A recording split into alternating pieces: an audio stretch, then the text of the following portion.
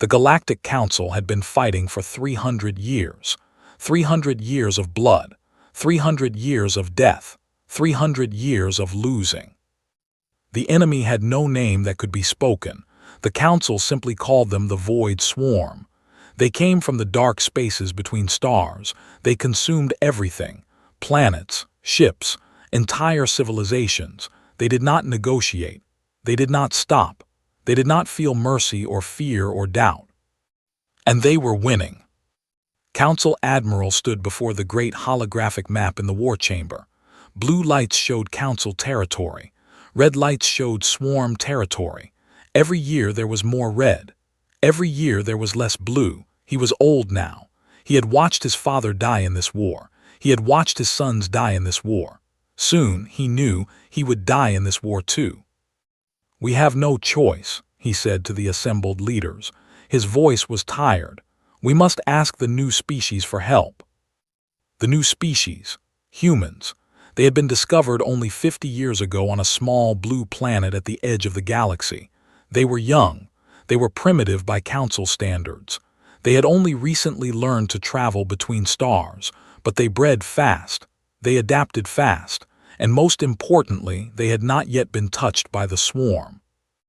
Ambassador Tail was chosen for the mission. He was tall, even for his species. His shell was dark green, and his 4 eyes could see in spectrums that humans could not imagine. He had served the Council for 200 years. He had seen many species. He had learned many languages. He believed he understood the universe. He was wrong. The journey to Earth took 3 weeks. Tail spent most of this time studying human culture. He learned their history. He learned their languages. He learned their biology. Males were slightly larger and stronger. Females were smaller, designed for nurturing young. This was similar to his own species.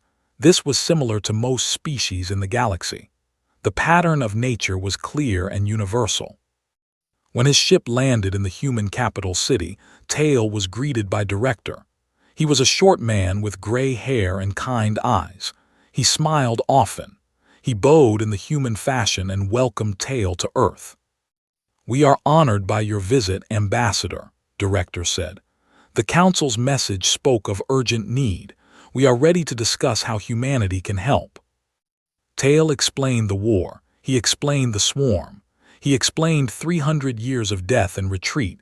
He asked for 10,000 soldiers, the best warriors humanity could offer, strong, brave, willing to die for a cause greater than themselves. Director listened carefully. He nodded. He made notes. When Tail finished speaking, the Director smiled again. "We have discussed your request," Director said. "Earth's United Defense Command has selected our finest unit, the 7th Orbital Division, 5,000 soldiers. They will be ready to depart within the week." Tail felt relief wash through his body.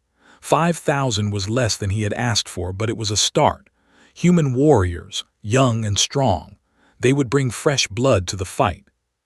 The next day, he was taken to meet the 7th Division. The military base was large and clean. Soldiers trained in the yards.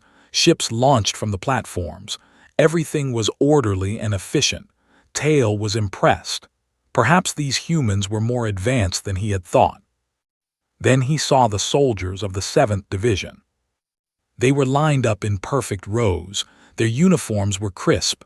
Their weapons were polished.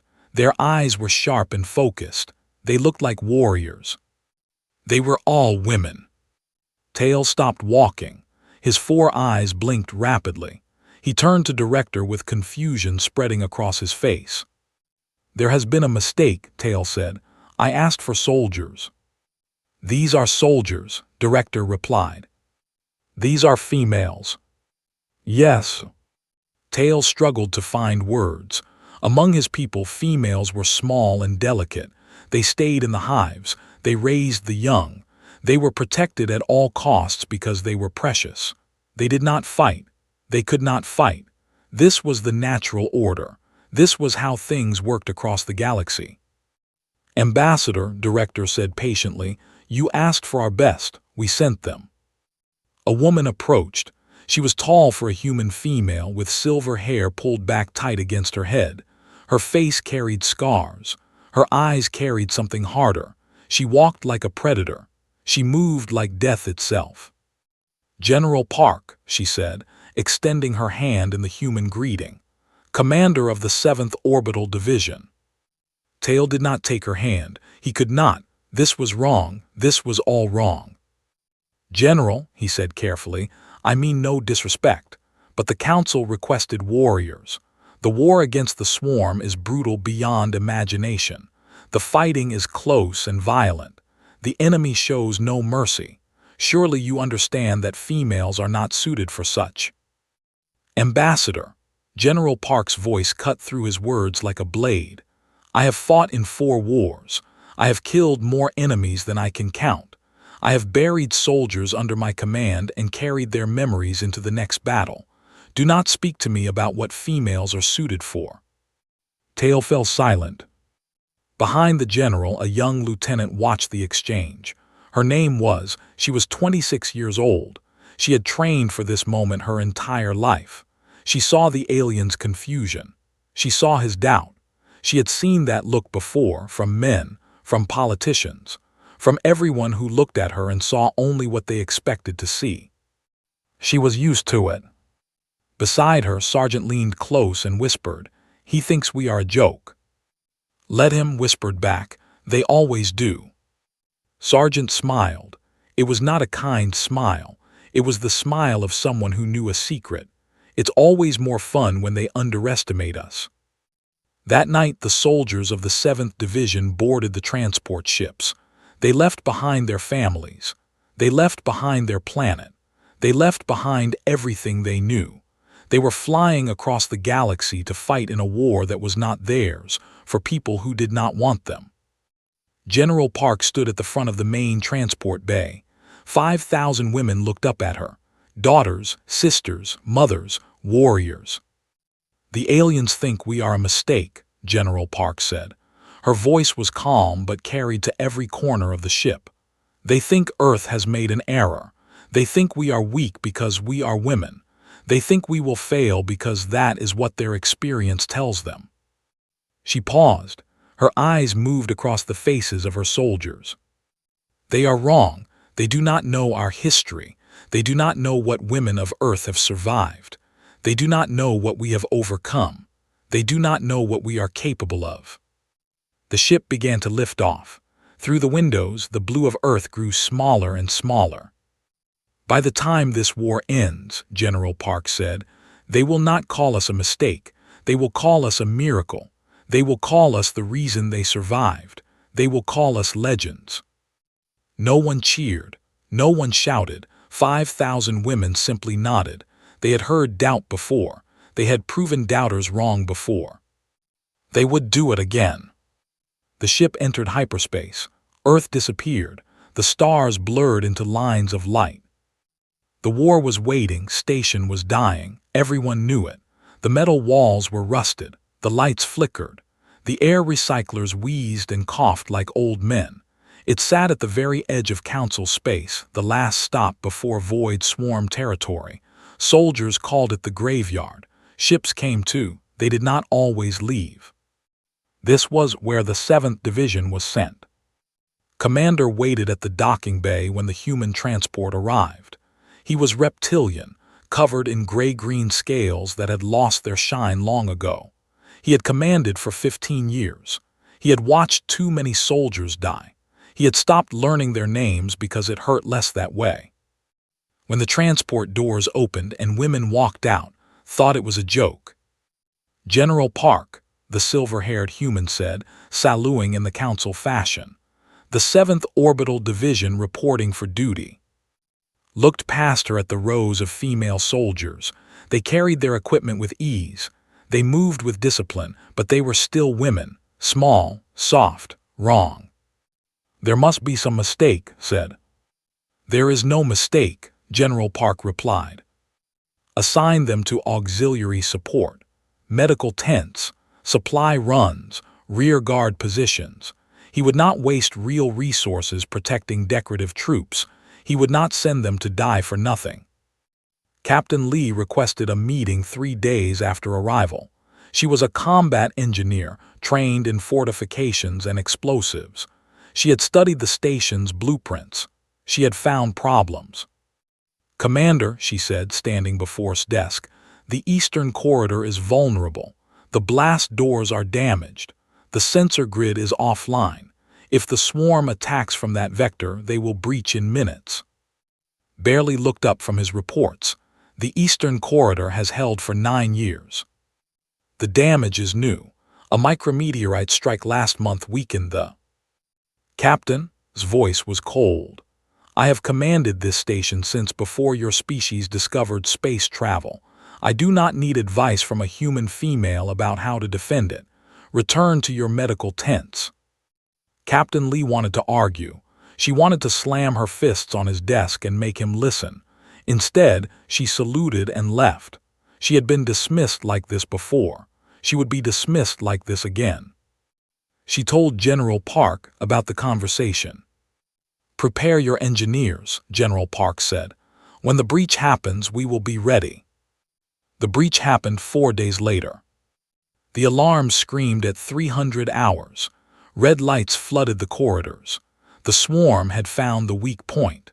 Just as Captain Lee had predicted, they poured through the eastern corridor like black water through a broken dam. The creatures were nightmares given form. They had too many legs, too many teeth. Their bodies were covered in hard shells that deflected most weapons. They moved fast, faster than anything that size should move. They did not feel pain. They did not feel fear. They only felt hunger. The station's defenders panicked. Veterans who had fought for decades suddenly forgot their training. Formations collapsed. Soldiers ran. The screaming filled the corridors along with the wet sounds of death. General Park's voice cut through the chaos on all communication channels. 7th Division, Eastern Corridor, now. They came, 5,000 women running toward the sound of screaming while everyone else ran away. They wore their armor. They carried their weapons. They did not hesitate. Sergeant Myra reached the breach first. She was small even for a human woman, but her body was made of pure muscle and fury. She saw the swarm creatures tearing through alien soldiers. She saw bodies on the floor. She saw blood on the walls. She raised her rifle and started killing. The first creature fell with 3 shots to its face. The second took 5. By the 6th, she had learned where to aim. The soft spots under the jaw, the joints between segments, the eyes if you were close enough. She was close enough a lot. Her squad formed around her. They created a wall of fire and steel. The swarm pushed. They pushed back. Bodies piled up on both sides, but mostly on the swarm's side. A creature broke through the line and slashed Myra's shoulder. Blood sprayed across her face. She screamed, not in pain but in rage, and drove her combat knife through its skull. Then she kept fighting. 4 more creatures died before the medics pulled her back. On the other side of the corridor, Private was doing something impossible. She was 20 years old. She had joined the military because she could not afford university.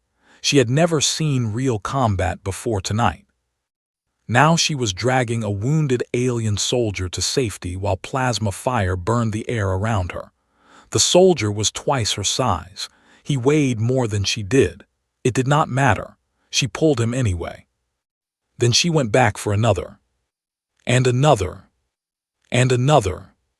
By the time the battle ended, she had saved 11 alien soldiers. Her arms were burned. Her lungs were scorched from smoke. She could barely stand. But 11 soldiers were alive because of her. The swarm retreated as dawn broke over the station. They left behind hundreds of bodies. The defenders had won, but barely. Commander walked through the eastern corridor after the fighting stopped. He saw the human women standing among the corpses. Some were wounded. Some were crying. All were still on their feet. He found General Park at the center of the carnage. Her uniform was torn. Her sword, an ancient weapon she carried for close combat, dripped with black ichor. She was helping a medic bandage a wounded sergeant. General said. His voice was different now, smaller, humbler. Park looked up. Her eyes were tired but hard. You gave us the rear guard, she said. Next time give us the front. Nodded. He did not argue. He could not argue. He had seen what she and her soldiers had done. That night the soldiers gathered in the mess hall. The aliens sat on one side. The humans sat on the other. But it was different now. The aliens kept looking at the women. They whispered to each other in languages the translators could not catch. A young alien soldier approached Sergeant. He was like Ambassador Tail but smaller and younger. His name was difficult for human tongues, so the women called him Tick. I saw you fight, Tick said, his voice hesitant through the translator. You killed 17 swarm by yourself. Shrugged. I lost count. Among my people, females do not fight. Among my people, said, taking a bite of her ration bar, females do whatever they want. Tick was silent for a moment. Then he asked a question that surprised her. Can you teach me to fight like you? Looked at the young alien. He was scared. He was small. He reminded her of herself years ago when she was just a girl from a poor village who wanted to be something more. She smiled. It was almost kind this time. Sit down, she said. Let's start with how you hold your rifle. You're doing it wrong. Word spread through the station. The humans, the female humans, had held when the veterans ran. They had fought when others fled. They had bled and died and never stopped coming. Within a week, alien soldiers began requesting transfers to units near the 7th Division. They wanted to fight beside the human women. They wanted to learn from them. Commander granted every request. The graveyard had found new life, and the women of the 7th Division had found their first believers. But this was only the beginning. The swarm was vast, the war was old, and the hardest battles were still to come. General Park knew this. She looked at the stars through damaged windows and wondered how many of her soldiers would survive what was coming. Then she pushed the thought away. They were not here to survive. They were here to win. The months passed like fire, battle after battle, planet after planet. The Council kept sending the 7th Division to the worst places, the impossible missions, the fights no one else wanted. They expected the human women to die gloriously and buy time for retreats. Instead, the women kept winning. 4 was an ice world. The temperatures dropped so low that exposed skin froze in seconds. The winds carried crystals that could cut through armor. No one lived on 4. Nothing could live on 4. Except the swarm. They had built a hive there, deep beneath the frozen surface. Intelligence reports said 10,000 drones, 20,000, maybe more. The hive was producing new soldiers every day, preparing for a massive assault on the nearby colony worlds. The Council wanted to bomb the planet from orbit, but the swarm had anti-air defenses that would destroy any ship that got close. Someone had to go down to the surface and disable those defenses first.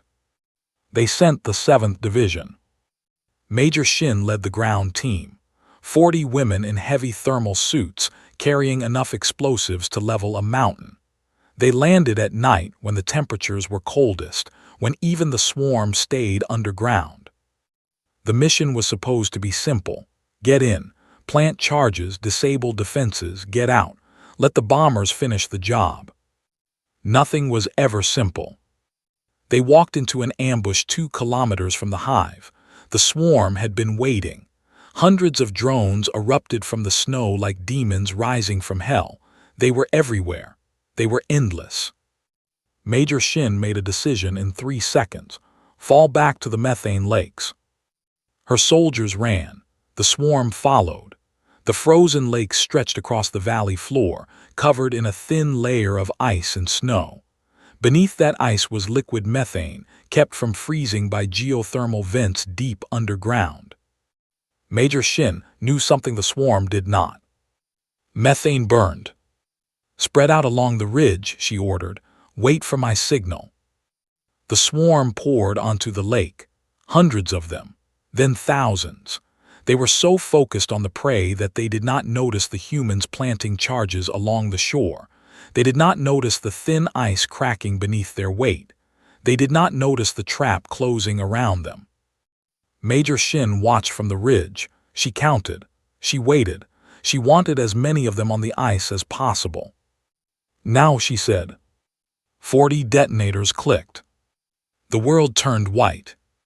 The methane lakes exploded in a column of fire that reached the clouds.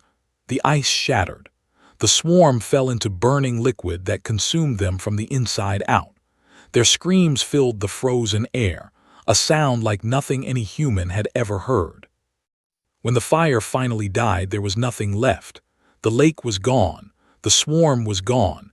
10,000 drones burned to ash in seconds. Major Shin led her team down into the valley. They walked through still-smoking craters to the now defenseless hive. They planted their remaining charges. They walked out. Behind them, the hive collapsed into rubble and fire. 40 women, 0 casualties, 1 impossible victory. The story spread across council space within days. They called it the Burning of 4. They said Major Shin had walked through fire without flinching. They said she had smiled while the swarm burned. The truth was simpler. She had not smiled. She had felt sick watching even enemies die that way, but she had done what needed to be done. That was what soldiers did. 2 months later, on the space station Meridian, a different kind of legend was born. Meridian was a civilian station. 50,000 people lived there, families, children, old people who had never held a weapon in their lives. When the swarm attacked, there was nowhere for them to run. The 7th Division arrived too late to stop the initial assault. The swarm had already breached the outer sections. They were working their way toward the civilian quarters, killing everything in their path. Corporal Han was a communications specialist. Her job was to send messages, not to fight. She was small and quiet, the kind of person who disappeared in crowds. She had joined the military because she was good with machines and bad with people. When the swarm hit Meridian, she was alone in a control room trying to establish evacuation coordinates. The main communication array was damaged. Without it, the evacuation ships would not know where to land. Thousands of people would be trapped.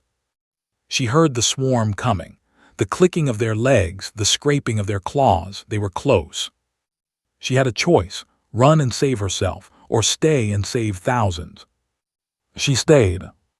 She locked the control room door. She pulled out her sidearm, a small pistol she had never fired outside of training. She started working on the communication array. The door shook. The swarm was trying to break through. She kept working. The door dented inward. Claws punched through the metal. She kept working. The first creature broke through and she shot it in the face. The second one came and she shot that too. She was not a good shot. She missed more than she hit. But she kept shooting while her other hand kept typing, kept adjusting frequencies, kept broadcasting coordinates. 6 hours. She held that room for 6 hours. When reinforcements finally broke through, they found her sitting against the wall, her pistol empty, her hands burned from electrical fires, surrounded by the bodies of 37 swarm infiltrators. "Coordinates are broadcasting," she said, her voice barely a whisper. "Evacuation can proceed." 42,000 people were saved that day because one small, quiet woman refused to run. After Meridian, the aliens began to whisper a name for the 7th Division. The translators called it Iron Mothers. It was a mistake, a confusion between the Korean characters on their unit patch and an ancient alien symbol for maternal protection. But the name fit. The women of the 7th protected, they sheltered, they fought for people who could not fight for themselves, and like iron, they did not break. The swarm noticed too. Their hive mind was vast and alien, but it could learn, it could adapt. It began to recognize the human females, their ships, their armor, their fighting patterns. And something strange happened. The swarm began to hesitate. Not much, a fraction of a second before engaging, a slight pause before attacking, but in combat, fractions of seconds meant everything. The swarm, which had never known fear, was learning to be afraid. Ambassador Tail visited General Park after Meridian. He did not look at her the way he had on Earth. There was no confusion now, no doubt. He bowed in the human fashion, deep and respectful. "General," he said, "I must ask. My species has females. They are biologically similar to yours, but they cannot do what your women do. How is this possible?" General Park thought about the question for a long time. "On my world," she said finally, "women have always fought. Not always with weapons, not always in wars, but always. We fought for the right to vote. We fought for the right to work. We fought for the right to be seen as equals. We fought when no one believed we could win, and we won anyway." She paused, looking at the stars through the window. "Your females have been protected for so long that they forgot how to protect themselves. Our females were never protected. We had to learn to be strong because the alternative was death. We are not stronger than your females, Ambassador. We are just more practiced at surviving." Tail was silent for a moment. Then he asked another question. "Do you think we could learn? My people, the other species, could we teach our females to be like yours?" General Park smiled. It was a tired smile, but real. "That is not my lesson to teach," she said. "But I can tell you this. Any being that is told they are weak will believe it. Any being that is told they are strong will prove it. The question is not what your females can do. The question is what you will let them become." Tail left the meeting with new thoughts in his ancient mind. Change was coming to the galaxy, not just victory over the swarm, something deeper, something that would reshape civilizations. And it had started with 5,000 women who refused to be underestimated. The message came at midnight. General Park read it 3 times to make sure she understood. The Void Swarm was launching its largest offensive in a century. 100 hive ships, millions of drones, all heading to a single target. Prime. Park had never been to Prime, but she knew the numbers. 4 billion civilians, families, children, elders. The planet was a garden world, green and blue and beautiful. It had no military value. The swarm was not attacking it for strategic reasons. They were attacking it to feed. The Council's response came an hour later. Full retreat, evacuation of military assets. Prime was deemed lost. The civilian population was too large to move in time. They would be left behind. 4 billion people, abandoned to die. General Park called her officers to the war room. Major Shin, Captain Lee, Lieutenant, Sergeant, all of them. They stood around the holographic map and watched the red dots of swarm ships moving toward the blue dot of Prime. "The Council has ordered retreat," Park said. Her voice was flat, empty. No one spoke. They did not need to. "I am going to disobey that order," Park continued. "The 7th Division will defend Prime. I cannot ask any of you to come with me. This is not what we signed up for. This is not our war. This is not our planet." She looked at each of her officers, women she had trained, women she had led, women she had watched grow from recruits into legends. "But those are people down there. Mothers, daughters, sisters, they have no one else. If we leave, they die, all of them." Silence filled the room. Then Sergeant spoke. "General, I joined this military because I wanted to protect people who could not protect themselves. If we run now, what was the point of any of it?"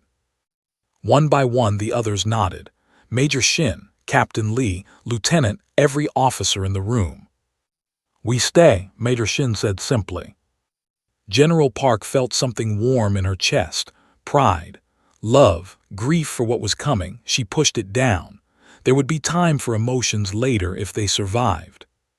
She opened a channel to the Council. "This is General Park of the 7th Orbital Division. We are not retreating. We will hold Prime. Send support or do not. We are not leaving." The council responded with silence. Then they cut the connection. They were on their own. The swarm arrived 3 days later. The sky turned black with their ships. Drop pods fell like rain. Millions of drones poured onto the surface, a flood of teeth and claws and hunger. The 7th Division was waiting. Captain Lee had spent those 3 days building walls, trenches, kill zones, traps. She collapsed mountain passes to funnel the enemy. She rigged buildings with explosives. She turned the beautiful garden world into a fortress of death. The first wave hit the northern defenses at dawn. 500,000 drones against 300 women. The math was impossible. The math did not matter. Lieutenant O was a field medic. Her job was to save lives, not take them. But on Prime, the line between healer and warrior disappeared. She operated on wounded soldiers while plasma fire burned the air above her head. She pulled bullets out of bleeding bodies while swarm drones clawed at the walls of her medical tent. In 11 days, she saved over 200 lives.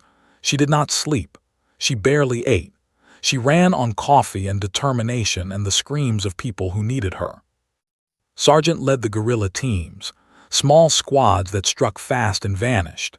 They hit swarm landing zones, fuel depots, communication nodes. They made the enemy afraid to sleep, afraid to rest, afraid to look away for even a moment.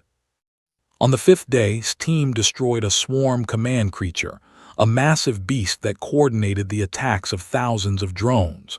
For 6 hours after its death, the swarm fell into chaos.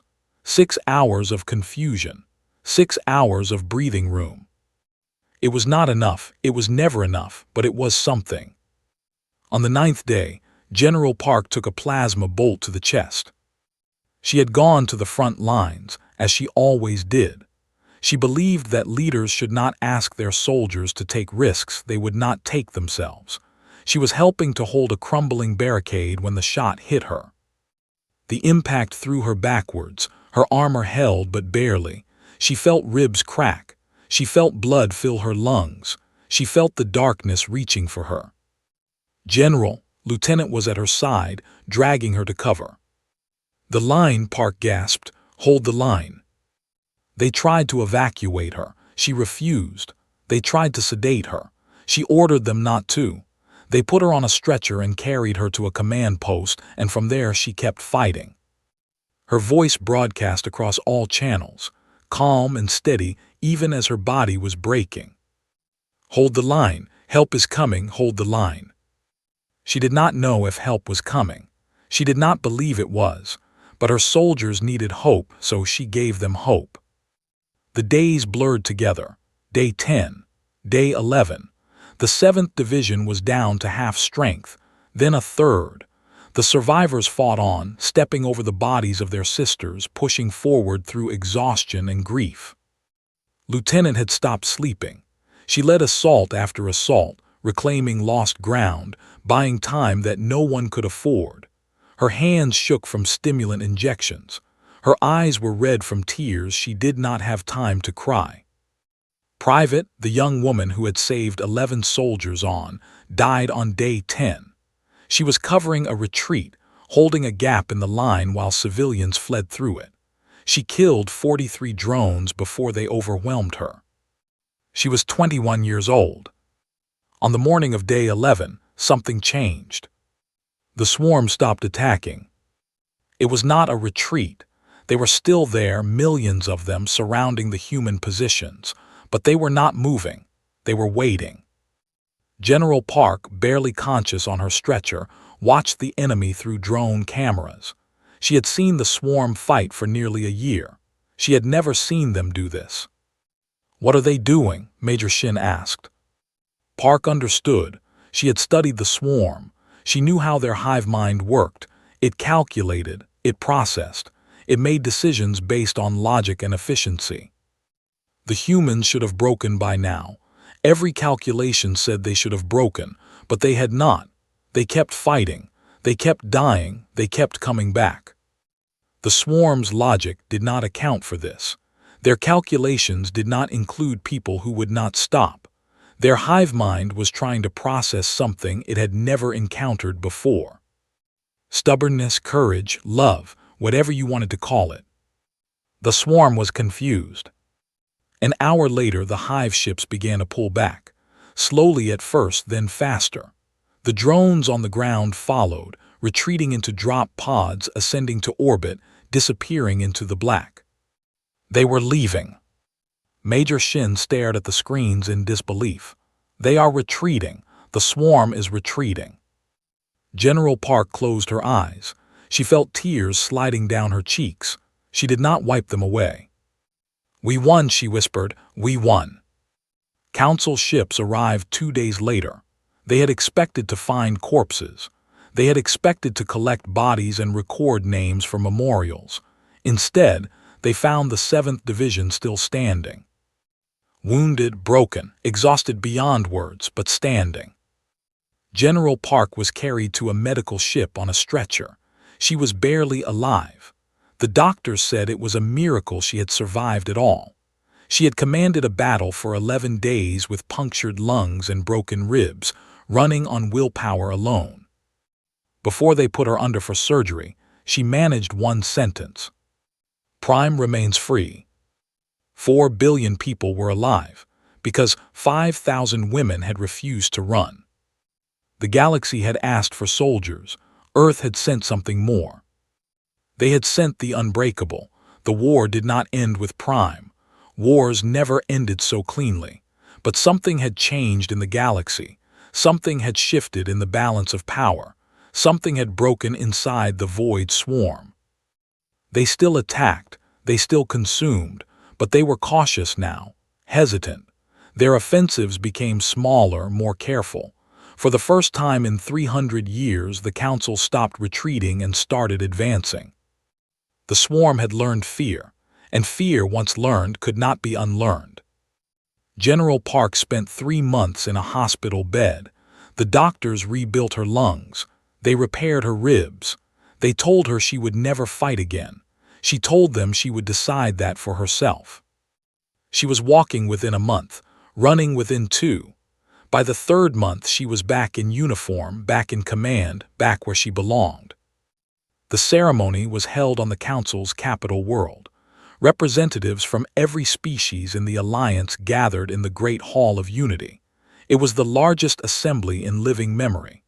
Billions watched from screens across 1,000 planets. They were there to honor the 7th Orbital Division. Ambassador Tail escorted General Park to the central platform. He walked beside her like an old friend, which he had become.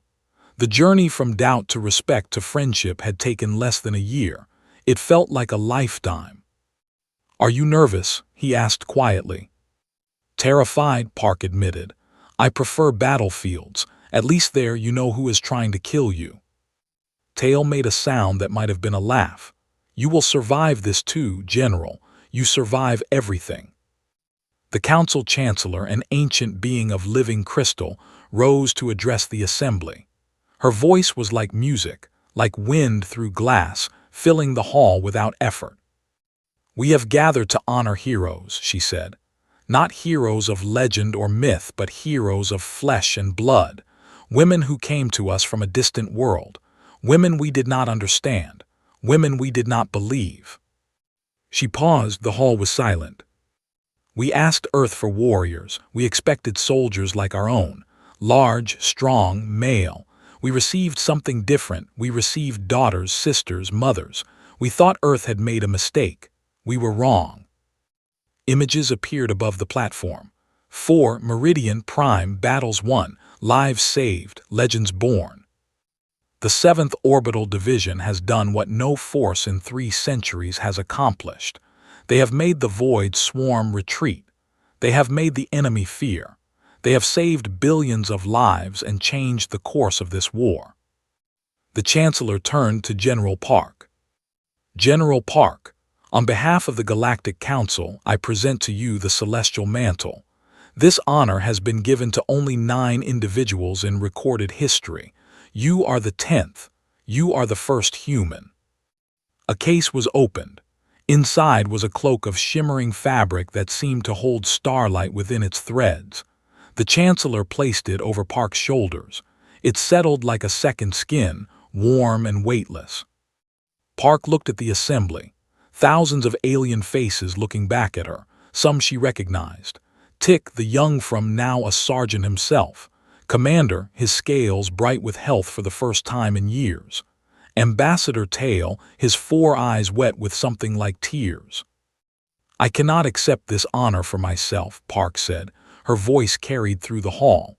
"I accept it on behalf of my soldiers, the women of the 7th Division, the ones who are here today, the ones who are still fighting, and the ones who gave their lives so that others could live." She looked at her officers in the crowd. Major Shin, her face from 4's fires. Captain Lee, her hands still calloused from building the defenses of Prime. Sergeant, grinning like she always did when no one expected her to survive. Corporal Han, quiet as ever, standing at the back where she was most comfortable. Lieutenant O, who had saved 200 lives and asked for nothing in return. Lieutenant, who had led from the front when her general could not. So many others, so many names, so many faces. And the ones who were not there. Private, who had died at 21 covering a retreat with her body. Sergeant, who had lost her arm on and lost her life on Prime. Hundreds of others. Thousands. "You asked Earth for warriors," Park continued. "We sent you our daughters, our sisters, our mothers. You thought we sent you our weakest. You thought we sent you the ones we could spare. You were wrong." She stood, her voice grew stronger. "We sent you those who have always carried the heaviest burdens and never complained. Those who raise life from nothing and protect it with their last breath. Those who were told they could not and did it anyway. Those who were told they were weak and became strong. Those who were told they did not matter and proved that they mattered most of all." The hall was absolutely silent.